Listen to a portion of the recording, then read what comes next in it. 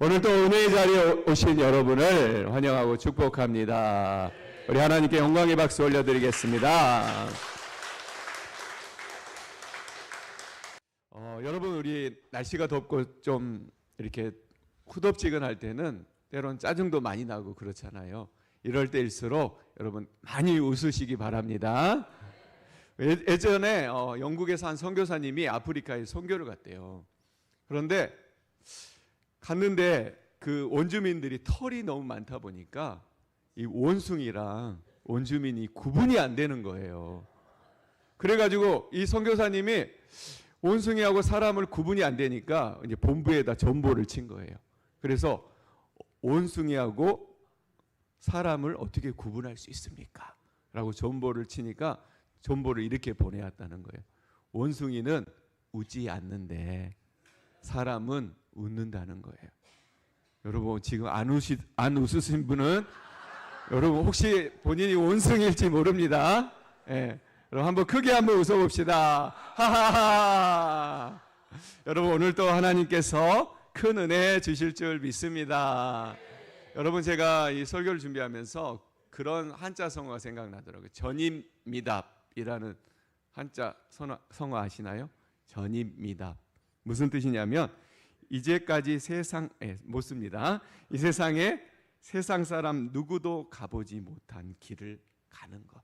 이게 바로 전입미답이라는 한자 성어예요. 저는 우리 사랑의 동산교회가 이 전입미답의 길을 가고 있다고 생각해요. 여러분, 그 누구도 가보지 않는 이 길을 우리가 지금 가고 있는 거예요. 그렇죠? 여러분, 요즘 시대에 누가 이렇게 예배합니까? 요즘 시대에 누가 이렇게 저녁에 불을 밝힙니까? 여러분, 스스로 자부심을 가지기 바라요. 그리고 하나님 앞에 열심히 나와 기도하고 예배하는 저와 여러분들이 되시길 바랍니다. 우리 옆 사람에게 끝까지 완주합시다. 여러분, 끝까지 완주하시길 바랍니다. 아멘. 여러분, 제가 변화에 대한 이야기를 나누고 있는데, 여러분, 변화는 얘기하기는 쉽습니다. 그렇죠? 변화합시다라고 얘기하기는 쉽는데 우리가 직접 해보는 것은 어렵다는 거예요, 여러분. 사실 저도 변화에 대한 설교를 준비하고 있는데 사실 저도 안 되는 게 너무 많아요. 늘 작심삼일로 끝나는 것도 많고 그동안 시도했다가 그만두는 게 수두룩하더라고요, 보니까. 특별히 제일 안 되는 게 뭐냐면 이 기도가 제일 안 되는 것 같아요. 늘 기도해야지, 기도의 자리에 나가야지, 늘 마음은 먹지만 어때요? 나가지 못할 때가 많은 거예요. 그리고 또 한 가지 버릇이 생겼는데 뭐냐면 여러분, 기도원 사역을 제가 마치고 나면 그렇게 허기가 지는 거예요. 그래서 꼭 집에 가면 뭘 먹냐면 야식을 꼭 먹습니다. 그러다 보니까 어때요? 살도 찌고 배도 나오고 아침에 막 부대끼고 막 맨날 먹고 후회하고 안 먹어야지, 변화돼야지 늘 얘기하지만 늘 똑같은 일을 반복하고 있더라고요. 그래서 그런 생각을 하다 보니까 이런 생각이 드는 거예요. 변화에는 의지가 필요하구나 라는 그런 생각이 드는 거예요. 여러분, 변화에 뭐가 필요하다고요? 의지가 필요하다는 거예요. 우리 옆 사람에게 한번 인사해 봅시다. 의지가 있습니까? 여러분, 제가 어제도 잠깐 말씀드렸지만 이 변화에 대한 설교를 하면서 좀 기본적인 내용을 다루고 있어요. 어제는 뭐예요? 내가 어떤 존재인가를 알고 자기 거부를 해야 된다. 그런 얘기를 나눴잖아요. 오늘은 의지에 대한 얘기를 이렇게 차츰차츰 올라가서 나중에는 변화하는 사람은 어떤 사람인가 라는 것을 우리 수요일 날 나누려고 합니다. 그래서 지금 오늘은 어떤 얘기를? 의지에 대한 얘기를 나눠보려고 합니다. 여러분, 오늘 성경 본문을 잠깐 들어가 보면 여러분, 오늘 성경 본문의 주인공이 누구죠? 38년 된 병자입니다. 성경 안 읽었어요? 네. 다시 성경 읽겠습니다. 제가 마음이 급해가지고. 자, 성경 말씀 요한복음 5장 6절. 죄송합니다. 네. 제가 다른 걸 하다 보니까 깜빡했습니다. 요한복음 5장 6절. 참 전무후무한 붕해죠. 말씀하다가 갑자기 성경 말씀을 읽고, 아무튼 5장 6절 한 목소리 읽어보겠습니다. 1절에서 9절 한 절씩 교독합니다. 그 후에 유대인의 명절이 되어 예수께서 예루살렘에 올라가시니라.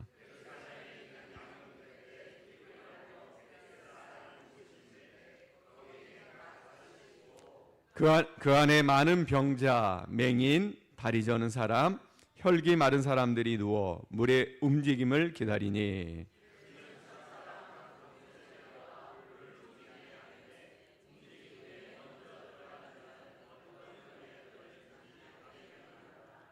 거기 38해 된 병자가 있더라.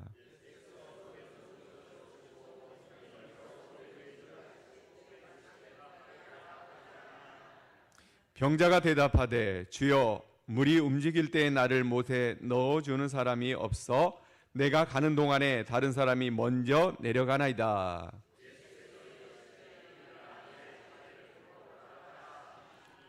그 사람이 곧 나아가 자리를 들고 걸어가니라. 아멘. 지금까지 잊어버리시고 다시 시작하겠습니다. 여러분, 오늘 성경 말씀의 주인공이 누구라고요? 38년 된 병자. 여러분, 38년 된 병자가 어디에 있었어요? 베데스다 연못가에 지금 있습니다.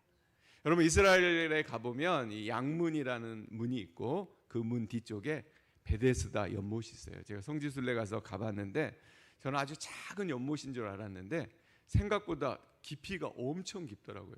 한 저의 키의 한 3-4배는 되더라고요.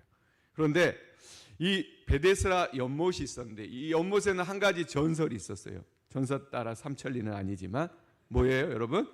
가끔 천사가 내려와서 물을 움직이는데 그 움직임 후에 가장 먼저 들어가는 사람은 어떤 병이 걸렸을지라도 낫게 된다는 거예요. 그래서 이 소문을 듣고 오늘 성경에 보니까 많은 환자들이 몰려오죠. 맹인, 다리 저는 사람, 혈기 마른 사람. 그런데 그 중에 누가 있었다고요? 38년 된 병자가 있었다는 거예요. 그런데 예수님께서 오늘 이 병자를 향해서 이렇게 질문하세요. 뭐라고요? 내가 낫고자 하느냐? 여러분, 내가 낫고자 하느냐? 이 질문에 대해서 여러분 어떻게 생각하세요? 이 질문이 좀 이상하지 않나요? 저만 그런가요? 여러분, 지금 이 환자가, 이 병자가 몇 년 동안? 38년 동안 이 베데스다 연못에 누워 있는데 그 환자에게 와서 예수님 뭐라고요? 내가 낫고자 하느냐? 이 질문이 어울린다고 생각하세요? 예수님, 당연한 거 아니에요. 제가 38년 동안 병을 고치려고 이곳에 앉아 있는데 당연한 것 아닙니까? 어찌 이런 당연한 질문을 하십니까? 이게 무슨 질문이십니까? 아마 저 같으면 예수님께 따졌을 것 같아요. 그런데 여러분, 예수님이 왜 이런 질문을 하셨을까요? 우리는 예수님의 이 질문의 의도를 파악할 필요가 있다는 거예요. 여러분, 예수님의 질문의 의도가 뭐냐면 이런 의도예요. 아직까지 내 안에 낫겠다는 의지가 남아있느냐? 우리 한번 따라해 봅시다. 아직까지 내 안에 낫겠다는 의지가 남아있느냐? 아직까지 내 안에 달라져야 되겠다는 생각이 남아있느냐? 아직까지 내 안에 할 수 있다는 마음이 있느냐? 아직까지 내 안에 변해야 되겠다는 그 갈망과 갈급함이 있느냐? 이런 질문이라는 거예요. 우리 사랑하는 성도 여러분, 오늘 우리 예수님께서는 저와 이 38년 된 병자를 향해서 이렇게 묻고 있는 거예요. 내가 낫고자 하느냐? 우리 부흥의 주제에 따르면 뭐예요? 내가 변하고자 하는 마음이 있느냐? 라고 예수님이 물으시는 거예요. 물론 어제 말씀과 좀 다르죠. 여러분, 근데 여러분 변할 의지가 있습니까? 변화에 대한 의지가 있습니까? 제가 예전에 한번 말씀드린 것 같은데 지금은 고인이 되셨는데 우리나라의 석학이고 유명한 국문학자인 이어령 박사님이라는 분이 있어요. 근데 이분이 쓴 책 중에 아들이여 사나를 라는 이 책이 있어요. 근데 이 책에 이런 내용이 있어요. 어느 마을에 수염을 아주 산신령처럼 멋지게 기르신 할아버지 한 분이 계셨대요.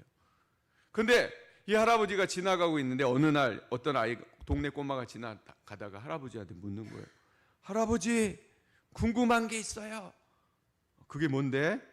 혹시 밤에 주무실 때 그 수염을 이불 안에 넣고 주무세요? 아니면 이불 밖에 내고 주무세요? 라고 이렇게 묻는 거예요. 여러분 황당하잖아요. 할아버지도 황당했지만 아이가 너무 진지하게 물으니까 이 할아버지가 외면할 수 없어서 이렇게 대답하는 거예요. 얘야, 미안하다. 내가 평생을 수염을 길었는데 그 생각은 미처 해보지 못했구나. 내가 오늘 밤 하루 한번 자보고 내가 얘기해 줄게, 내일. 이렇게 얘기한 거예요. 그리고 나서 이분이 이제 집에 와서 잠을 자는데 밤새 이 수염 때문에 씨름을 하게 된 거예요. 수염을 이불 안에 넣고 자면 왠지 모르게 답답하고, 또 수염을 이불 밖에 꺼내 놓으면 왠지 모르게 쓸쓸하고 허전해서 이 할아버지가 밤을 새게 된 거예요. 이런 이야기가 있는 거예요. 저는 이 이야기를 통해서 이런 생각이 들었어요. 마치 30년 동안 자기 몸에 수염을 달고 다니면서 이 수염을 이불 안에 놓고 자야 되는지 밖에 놓고 자야 되는지 모르는 것처럼 우리도 어찌 보면 수십 년 동안 신앙생활하면서 우리가 예수 안에 있어야 되는지 예수 밖에 있어야 되는지 알지 못하고 살아갈 때가 많다는 거예요. 아무런 의미와 결단 없이 신앙생활할 때가 많다는 거예요. 그렇지 않은가요? 이런 우리들을 향해서 오늘 예수님께서 묻고 계시다는 거예요. 내가 낫고자 하느냐, 내가 변할 마음이 있느냐라고 묻고 있는 겁니다. 여러분 변할 마음이 있으십니까? 변화하려면 우리가 그런 마음을 행동으로 가지며 나아가는 저와 여러분들이 돼야 되는 거예요. 자, 그러면 더 깊숙이 들어가서 여러분 오늘 주인공이 누구라고요? 38년 된 병자예요. 여러분 왜 38년일까요? 한번 생각해 보신 적 있으세요? 제가 우리 청년들에게 자주 하는 얘기가 있어요. 성경을 읽을 때 여러분 의심은 가져서는 안 돼요. 하지만 의문은 가져도 됩니다. 그렇죠? 의심을 하는 것은 뭐예요? 불순종이에요. 그러나 의문을 갖는 것은 뭐예요? 불순종이 아니에요. 왜 이 말씀이 이렇지? 왜 이런 의미가 있을까라고 우리가 의문을 갖고 성경을 보다 보면 성경이 뭐예요? 더 재밌게 다가오고 더 은혜롭게 다가올 수 있습니다. 여러분 왜 38년일까요? 우리가 38년 하면 생각나는 게 있지 않아요? 여러분 이스라엘 백성들이 광야 생활이 38년이잖아요. 출애굽해가지고. 물론 우리가 광야 생활을 40년이라고 하잖아요. 그런데 이 38년은 뭐냐면 이스라엘 우리 민수기 13장에 보면은 이 정탐꾼 사건이 있는데 그 사건 이후에 광야에서 헤맨 시간이 38년이라는 거예요. 여러분 우리가 잘 알듯이 이스라엘 백성들은 출애굽 이후에 2년에 걸쳐서 가데스 바네아라는 곳에 도착하게 됩니다. 그리고 그곳에서 어떻게 하죠? 12명의 정탐꾼을 보냅니다. 그리고 그 결과는 우리가 너무나 잘 알죠? 여호수아와 갈렙을 제한 10명의 정탐꾼의 부정적인 보고에 힘입어서 이스라엘 백성들에게 부정적인 마음을 갖게 되고 하나님과 모세를 원망하게 됩니다. 그리고 그 결과 가나안 땅에 바로 돌아가지 못하고 38년 동안 광야를 헤매게 된 것입니다. 11일이면 갈 수 있는 그 길을 38년 동안 헤매게 됐다는 거예요. 근데 여러분 여기서 우리가 주목해야 될 점은 뭐냐면 이 38년의 광야 생활을 주목해야 돼요. 여러분 이스라엘 백성들의 38년의 광야 생활은 어땠을까요? 우리가 민수기서 보면은 원망과 불평하면서 불순종한 삶이었다는 거예요. 조그마한 어려움에도 하나님을 원망하고 모세를 원망합니다. 심지어 하나님을 기다리지 못하고 금송아지를 만들고 우상을 섬기는 그런 삶이었다는 거예요. 우리 하나님께서는 구름 기둥과 불 기둥으로 그들을 지켜주시고 또 만나와 메추라기로 먹여주셨는데 그들은 계속 불순종의 삶을 살았다는 거예요. 따라서 한마디로 얘기하면 이 38년의 광야 생활은 이렇게 표현할 수 있어요. 끊임없이 하나님의 통치와 다스림을 벗어나는 삶. 이스라엘 백성들이 어떤 삶을 살았다고요? 끊임없이 하나님의 통치와 다스림을 벗어나는 삶을 살았다는 거예요. 우리 사랑하는 성도 여러분, 우리는 어디에 살 때 가장 좋습니까? 가장 안전합니까? 하나님의 다스림 안에 살아갈 때 가장 안전합니다. 영국의 리차드 백스터라는 사람이 이런 말을 했대요. 그리스도의 도움을 받는 삶은 희망이 무한히 제공된 삶이지만 그리스도의 도움이 없는 삶은 종말의 삶이다. 그러니까 무슨 말이냐면 우리가 하나님의 다스림과 통치를 받지 못하는 삶은 어떤 삶이라는 거예요? 죽은 삶이나 똑같다는 거예요. 따라서 이 38년 된 병자는 뭐예요? 38년 동안 하나님의 다스림을 받지 못하는 삶을 살았다는 거예요. 그래서 뭐예요? 그는 살아있으나 죽은 자와 같은 삶이 같았다는 거예요. 그래서 오늘 성경 기자도 우리 성경에 잠깐 보면 6절에 보니까 이런 말씀이 있어요. 예수께서 그 누운 것을 보시고. 여러분 성경에 보면은 이 죽었다는 표현을 누웠다라는 표현을 쓰는 경우가 많다라는 거예요. 이 38년 된 병자의 삶은 하나님의 다스림 없이 살아있으나 죽은 삶을 산 삶이라는 거예요. 그래서 하나님께서 그것을 꿰뚫어 보시고 이 38년 된 병자를 향해서 뭐라고 물으셨다고요? 내가 낫고자 하느냐라고 물었다는 거예요. 여러분 이 질문의 의미는 뭐냐면 내가 이전에는 나의 다스림이 없는 삶을 살았는데 이제부터라도 하나님의 통치와 다스림을 받는 삶을 살겠느냐라고 하나님께서 묻고 계신다는 겁니다. 우리 사랑하는 사랑의 동산교회 성도 여러분, 여러분은 지금까지 어떤 삶을 사셨습니까? 하나님의 다스림과 그 통치 아래 살아오셨습니까? 살아오셨습니까?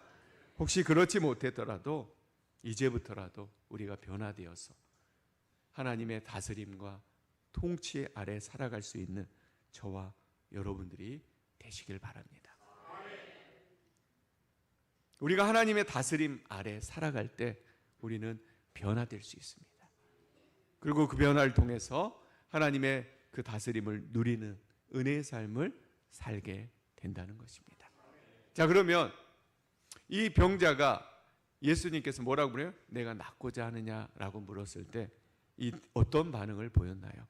우리 7절 말씀 한번 보여주시기 바랍니다. 7절 한번 읽어보겠습니다. 자, 시작. 병자가 대답하되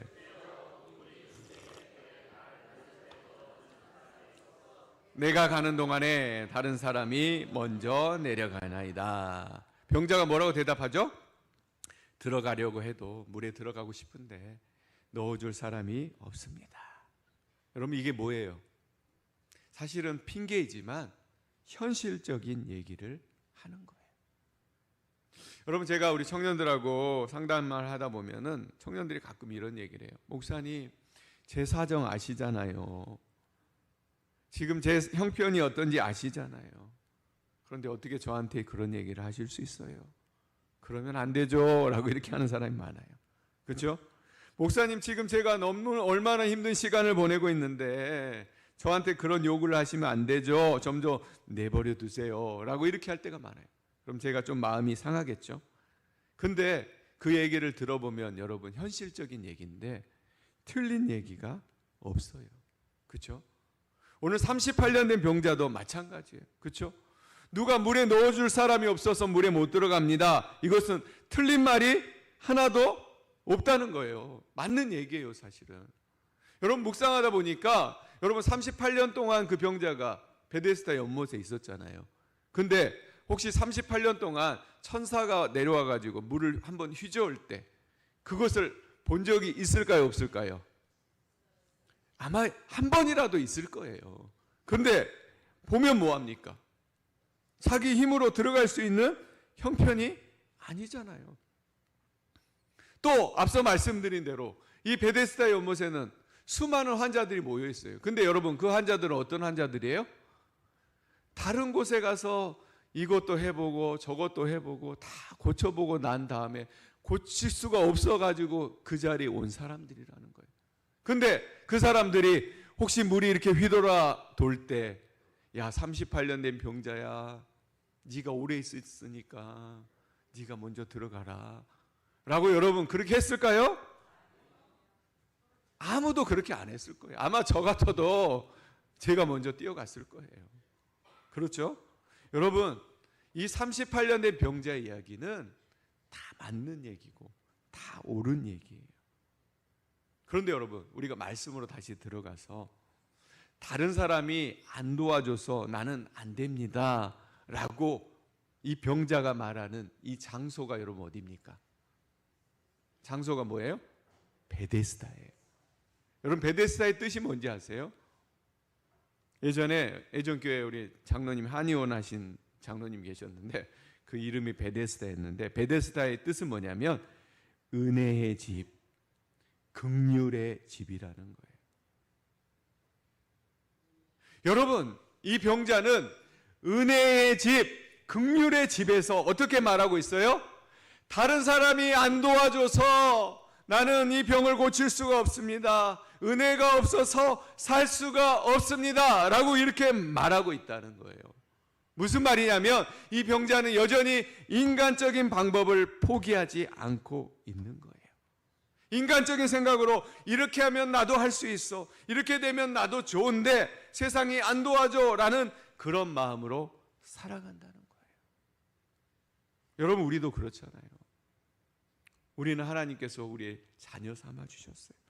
그 창조주 하나님께서 우리를 자녀 삼아 주시고 또 우리에게 늘 좋은 것 주시려고 노력하시는 그 하나님이 계시는데 우리는 어떻게 해요? 여전히 인간적인 방법만 생각하고 살아가는 거예요. 어찌 보면 이 38년 된 병자의 모습이 우리의 모습과 똑같다는 거예요. 여러분, 분명히 말씀드리지만 이 38년 된 병자는 아무도 도와준 이가 없습니다. 그의 말은 뭐예요? 현실의 정답이에요. 그런데 현실이 그렇더라도 우리가 그 현실만 붙잡고 있으면 돼요? 안 돼요? 안 돼요. 우리는 눈을 들어서 이것이 어떤 곳인지 알아야 되고 우리 앞에 누가 계시는지를 우리가 깨달아야 되는 거예요. 그럴 때 우리는 뭐예요? 그분의 통치 아래 들어가서 변화될 수 있는 삶을 살아갈 수가 있다는 겁니다. 우리 사랑하는 성도 여러분, 핑계대지 맙시다. 물론 현실이 어려운 건 맞아요. 현실이 나를 안 도와주는 건 맞아요. 그러나 우리에게 누가 계세요? 하나님 계시잖아요.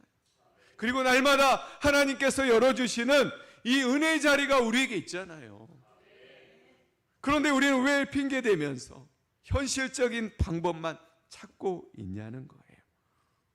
우리 사랑하는 성도 여러분, 상황과 환경을 보지 마시고 예수님을 바라보시기 바라요.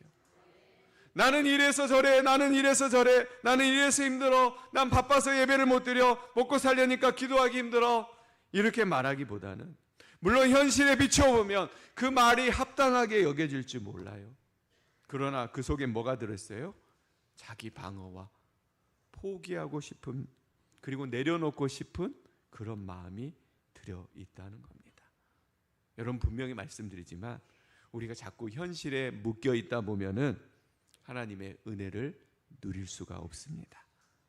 아무런 능력 없고 감동 없는 그런 신앙생활을 할 수밖에 없어요. 여러분, 분명히 말씀드리지만 우리에게 누가 계세요? 주님이 계십니다. 현실적인 얘기 그만하고 주님을 바라보시길 바랍니다. 여러분, 한 가지 얘기를 드리면 이 잘 몰라도 되는데 아더 애쉬라는 전설적인 테니스 선수가 있었대요. 60년대 70년대 활동했던 테니스 선수예요. 그런데 이 선수는 모든 선수의 꿈이라는 윈블던 대회에서 3번이나 우승했던 그런 전설적인 선수예요. 그런데 이 선수가 갑자기 어느 날 심정지가 와가지고 2번이나 수술을 받게 됐어요. 그런데 수혈을 잘못 받아가지고 이 선수가 에이즈에 걸리게 된 거예요. 그러자 이 에이즈에 걸리자 수많은 팬들이 이 선수를 격려하는 편지를 보내는 거예요. 그런데 그 편지 중에 한 편지에 이런 내용이 있었어요. 왜 하나님은 수많은 사람들 중에 당신을 그같이 나쁜 병에 걸리게 하셨을까요? 왜 하필이면 당신입니까? 라는 그런 편지 내용이었어요. 여러분, 이 선수의 입장이면 충분히 하나님을 원망할 수 있는 그런 상황 아닙니까? 그런데 이 아더 애쉬라는 사람이 이렇게 답했다. 전 세계적으로 수많은 테니스 선수가 있습니다. 그런데 제가 우승컵을 들었을 때 저는 하나님께 하나님 왜 접니까? 라고 묻지 않았습니다. 라고 대답했다는 거예요. 이게 무슨 말이냐면 여러분, 자신이 심장마비에 걸리고 에이즈에 걸렸을 때 왜 접니까? 라고 묻는다면 자기가 받은 축복에 대해서도 하나님 왜 접니까? 라고 물어야 된다는 거예요. 즉 하나님의 다스림 안에 있는 사람은 환경과 상황을 바라보는 것이 아니라 주님을 바라보고 살아야 된다는 겁니다. 여러분, 오늘 또 현실적 벽 앞에서 현실적인 얘기만 늘어놓는 사람들은 결코 변화될 수 없습니다. 여러분, 우리 주님이 우리의 현실을 모를까요? 38년 된 병자의 현실을 모를까요? 우리 주님이 전능하신 하나님인데 그것을 모를까요? 다 알고 계십니다. 그러나 그 질문에 감춰진 의미가 뭐라고요? 내가 정말 변하고 싶은 의지가 있느냐? 내가 정말 이 상황을 벗어나고 싶은 간절한 마음이 너에게 있느냐라고 주님께서 묻고 계시는 겁니다. 여러분, 이 질문은 사실 저에게도 하는 질문이에요. 저는 올해 기도원 사역을 하면서 참 많은 은혜를 받았습니다. 그리고 은혜를 받을 때마다 여러분도 동일하시죠? 변해야 되겠다라는 그런 마음이 막 불끈불끈 들잖아요. 막 목사님들 와서 막 울고 웃기고 자기의 간증도 얘기하시고 막 그 말씀 들을 때마다 너무 감동이 되는 거예요. 그래서 저도 변해야 되겠다. 그런 마음이 불끈불끈 들었어요. 그런데 어느 순간에 돌아보니까 저도 하나님께 이렇게 말하고 있더라고요. 하나님 아시잖아요. 제가 이 기도 사역하느라고 얼마나 바쁘고 힘들지 아시잖아요. 여러분, 부흥의 사역이 쉽습니까? 쉬운 게 아닙니다. 라고 하나님께 계속 누구처럼? 이 38년 된 병자처럼 변화되려고 노력하는 게 아니라 자기 방어만 하고 있더라는 겁니다. 우리 사랑하는 성도 여러분, 이게 저만의 이야기일까요? 오늘 스스로 여러분에게 오늘 이 저녁에 이 질문을 던져보시기 바랍니다. 내가 낫고자 하느냐? 여러분 스스로에게 질문을 던져보세요. 그리고 대답해 보세요. 여러분의 대답이 어떤 것인지. 38년 된 병자처럼 현실적인 얘기만 하면서 안 된다, 어렵다 말하고 있는지 돌아보시길 바라요. 그리고 이제는 현실적인 얘기 그만하고, 주님, 제 현실은 이렇지만, 제 상황은 이렇지만 저에게 변화되려는 의지와 갈망이 있습니다. 저를 도와주세요. 저를 변화시켜 주세요.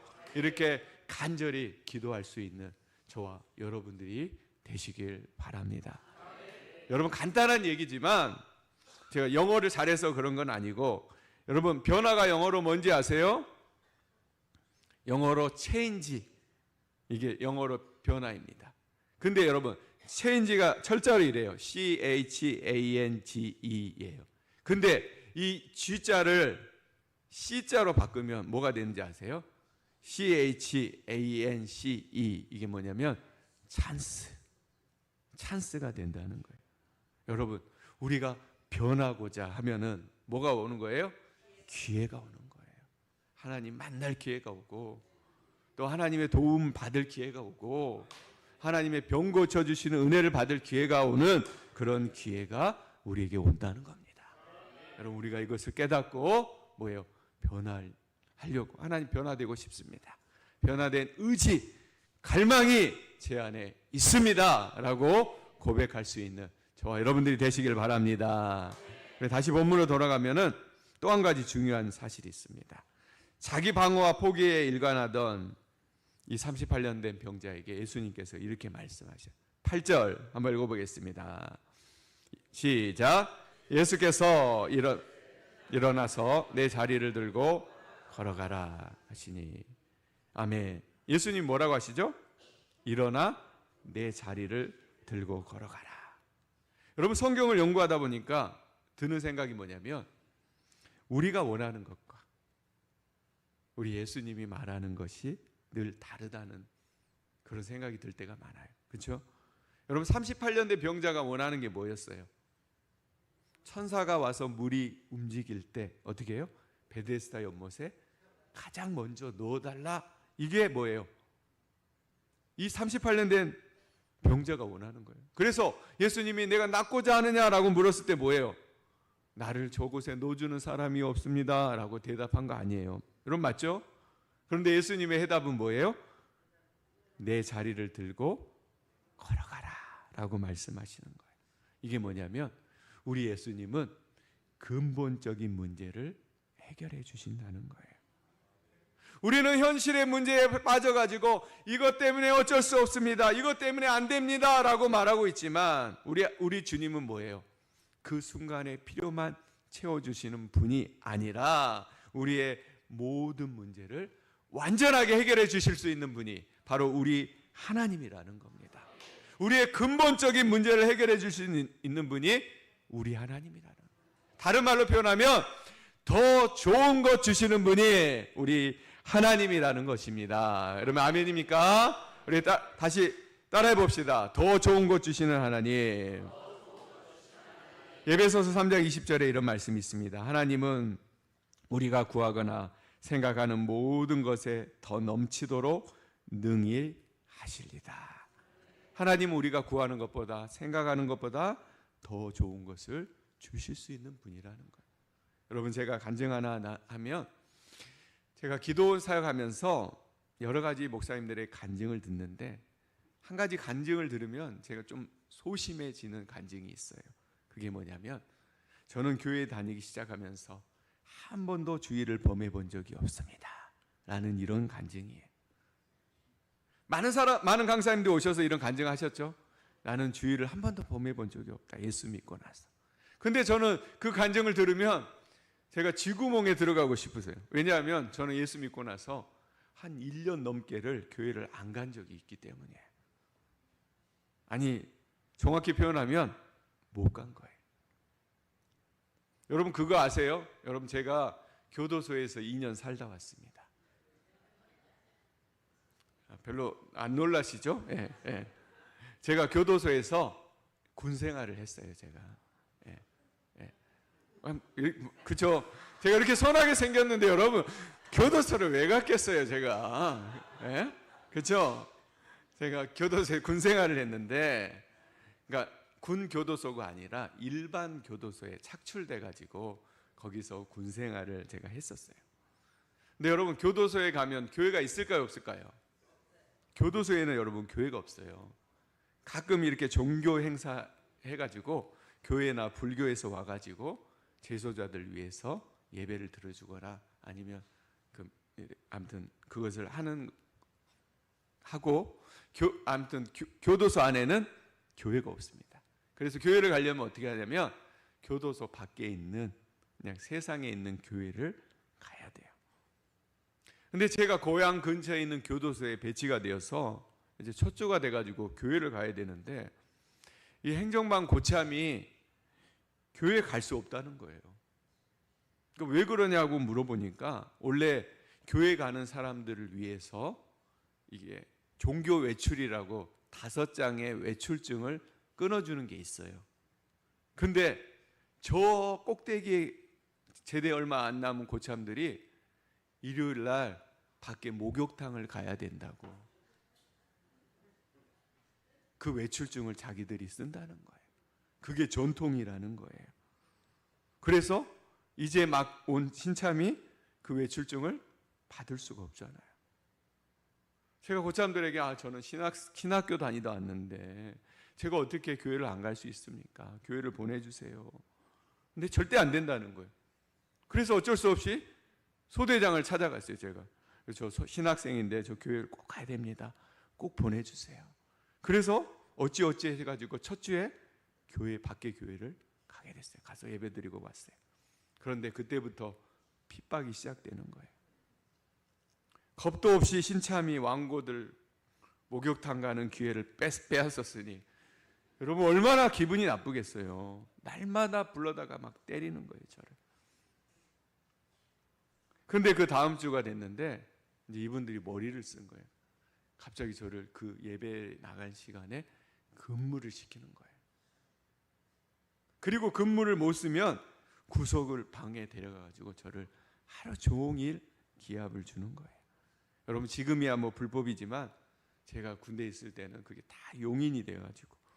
근데 나중에 이제 제가 소대장님을 여러 번 찾아갔는데 여러분 사실은 제가 뭐 이렇게 군 생활에 자세한 얘기를 하면 제가 잡혀갈지 모르겠지만 이 소대장이라는 분들은 군인이 아니에요. 사실은 그냥 교정직 공무원인데 그냥 소대장이라는 직책을 받아서 거기 와 있는 거예요.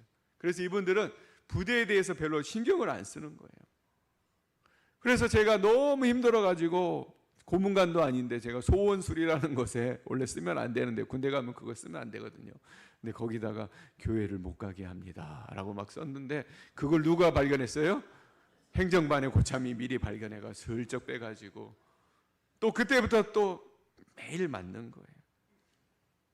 근데 제가 그때부터 매일 맞으면서 하나님께 기도하기 시작합니다. 하나님, 저 교회 가고 싶습니다.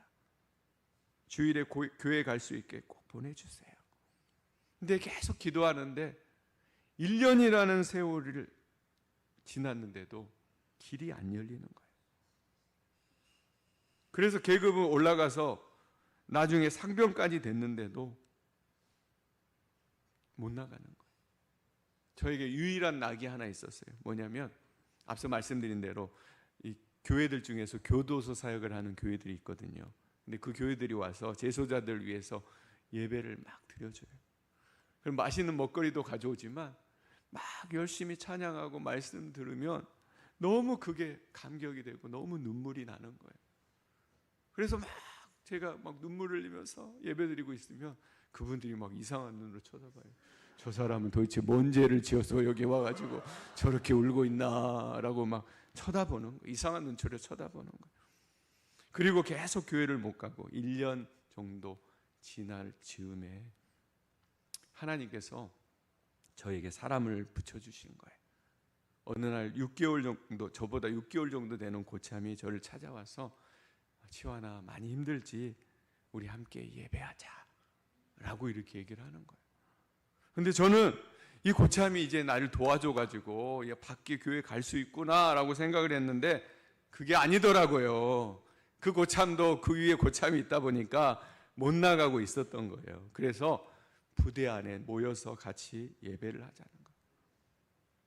자신이 기타 치면서 찬양 인도할 테니까 저는 신학생이니까 저보고 말씀을 전하라는 거예요. 그래서 거의 군대 간 지 1년이 지나는 시점에 첫 예배를 저기 구두 닦는 그 창고가 있는데 그 창고에 모여서 목요일 날 저녁, 지금도 기억하는데 그때 예배가 시작된 거예요. 고참과 나 그리고 또 2명의 어떤 사람이 그 4명이 예배 드리는데 고참이 기타 치면서 막 찬양을 하는데 너무 감격이 되더라고요. 여러분 그동안 당연했던 예배였는데 그 예배를 제가 못 드리다 보니까 그 시간이 너무 감격이 되는 거예요. 그러면서 생각이 되는 거예요. 예배를 드릴 수 있다는 게 이렇게 감사한 일이구나.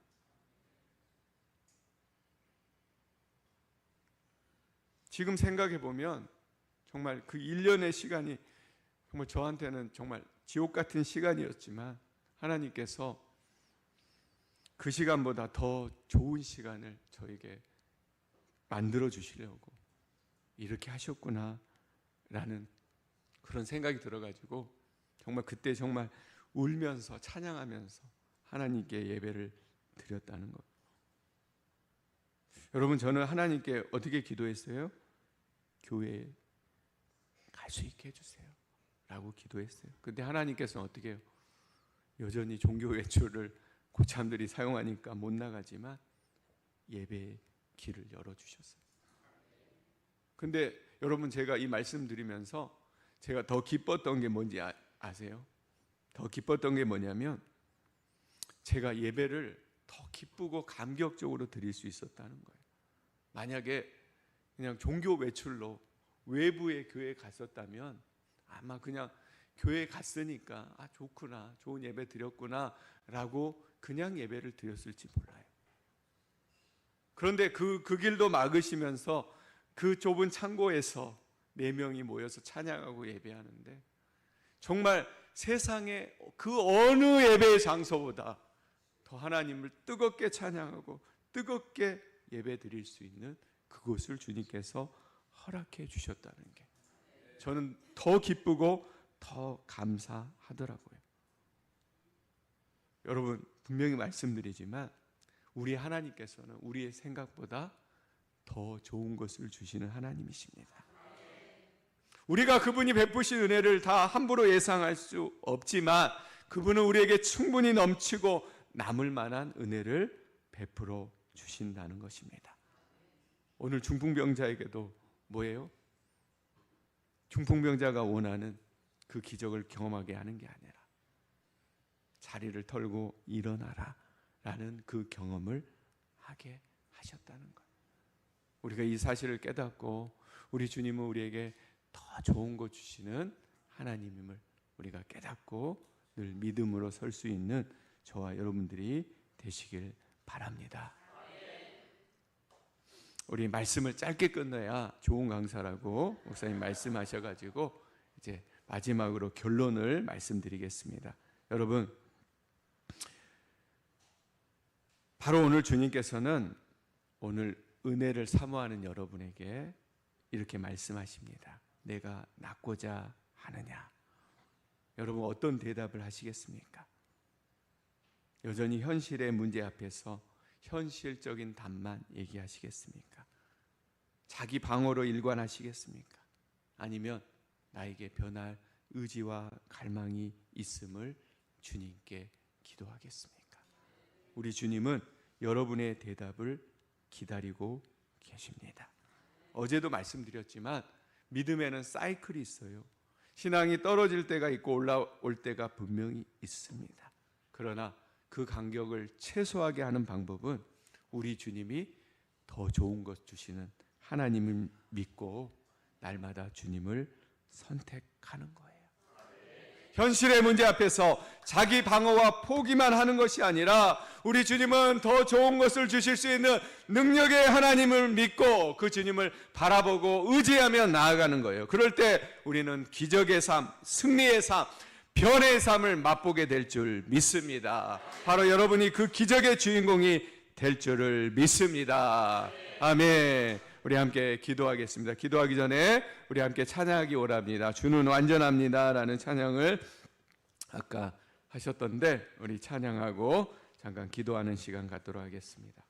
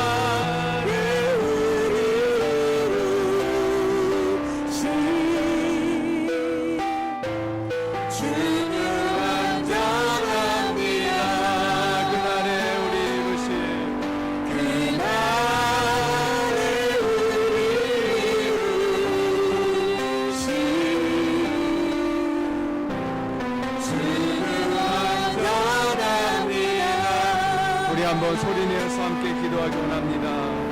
우리는 신앙하면서 여전히 현실적인 이야기를 많이 합니다. 이래서 힘들어 저래서 어려워 현실이 나를 안 도와줘. 현실로 자기 박을 하면서 결국 포기하는 우리의 모습을 보게 됩니다. 그런 우리를 향해 오늘 주님이 말씀하십니다. 내가 낫고자 하느냐, 내가 다시 일어날 다짐이 있느냐, 의지가 있느냐, 다시 살아날 열망이 있느냐. 여러분 어떻게 하시겠습니까? 또 도망치겠습니까? 현실로 숨겠습니까? 아니면 하나님 앞에 나오시겠습니까? 오늘 현실적인 어려움을 내려놓고 주님 앞에 나오는 저와 여러분들이 되기를 원합니다. 주님, 현실은 어렵지만 내가 주님을 바라보겠습니다. 주님을 의지하겠습니다. 주님만이 나를 고치실 수 있습니다. 주님을 바라봅니다. 우리 주여 한번 부르시고, 주님, 나에게 내 삶의 변화될 의지와 하나님 그 목적이 우리에게 분명히 있음을 주님 앞에 온전히 대답하며 기도하며 나아가기 원합니다. 우리 주여 한번 부르시고 힘차게 기도합니다. 주여, 하나님 우리와 함께하여 주시고 하나님 우리를 도와주시옵소서. 하나님 우리가 여전히 현실적인 얘기를 하면서 하나님 우리가 포기하며 살아가는 우리를 불쌍히 여겨 주시옵소서. 내가 낫고자 하느냐 주님 부르실 때 내가 변화를 마음이 있느냐, 변할 의지가 있느냐, 변할 갈망이 있느냐라고 물으실 때 하나님 네 그렇습니다. 주님 변하고 싶습니다. 주님 변하기 원합니다. 변해서 하나님의 은혜 안에 살아가겠습니다 하고 믿음으로 결단하며 나아가는 우리에게 되어 주시옵소서. 오늘 38년 된 남자처럼 하나님 도망가고 현실에 숨는 것이 아니라 우리에게 더 좋은 것 주시는 하나님을 믿고 날마다 하나님 앞에 나오는 우리가 될 수 있도록 주님 인도하여 주시옵소서. 주님 바라보게 하여 주시옵소서. 하나님 현실적인 이야기 앞에서는 기적이 일어날 수 없습니다. 하지만 비현실적인 일하라도 내가 순종할 때 하나님의 역사가 일어나는 것입니다. 우리가 이걸 알고 우리가 상황과 어떤 하나님을 더 바라보며 나아갈 수 있는 귀한 우리 될 수 있도록 주님 인도하여 주시옵소서. 주님 바라봅니다. 주님 도와주시옵소서. 주님이 함께하여 주시옵소서. 우리 한 번 더 기도할 때 우리 담임 목사님과 우리 중고등부 수련을 위해서 기도하기 원합니다. 우리 담임 목사님 오늘부터 우리 군산 중동교회 우리 말씀 집회를 인도하고 계십니다. 우리 목사님 정말 영육간에 강건하시고 또 가서도 정말 큰 은혜를 끼치고 돌아올 수 있도록 인도하여 주시옵소서 라고 기도하시고, 우리 목요일부터 시작하는 우리 중고등부 수련회 가운데 우리 아이들이 어렸을 때 예수님을 만나고 경험하게 하여 주시옵소서. 예수님을 만나서 예수님이 주시는 꿈과 비전을 품을 수 있는 귀한 우리 아이들 될 수 있도록 인도해 주시옵소서 라고 우리 두 가지 중보기도를 가지고 우리 주여 두 번 부르시고 힘차게 기도하겠습니다. 기도합니다. 주여, 주여, 하나님 아버지, 하나님 역사하여 주시옵소서. 하나님 우리 사랑하는 임재기 목사님, 하나님 붙들어 주시고 아버지 인도하여 주시옵소서.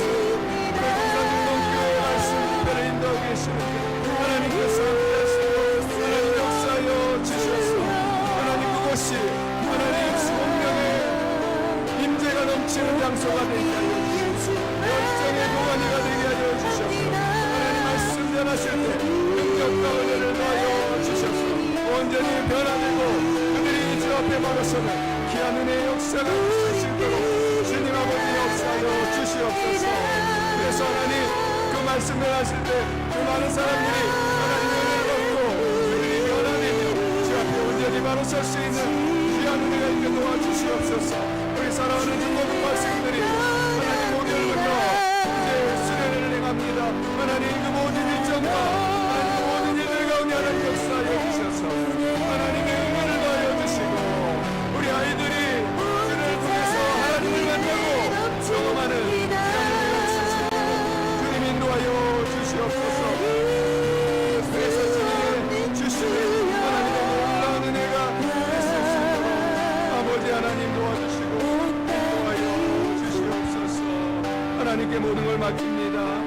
하나님 도와주시고 아버지 함께하여 주시옵소서. 하나님 함께하여 주시옵소서.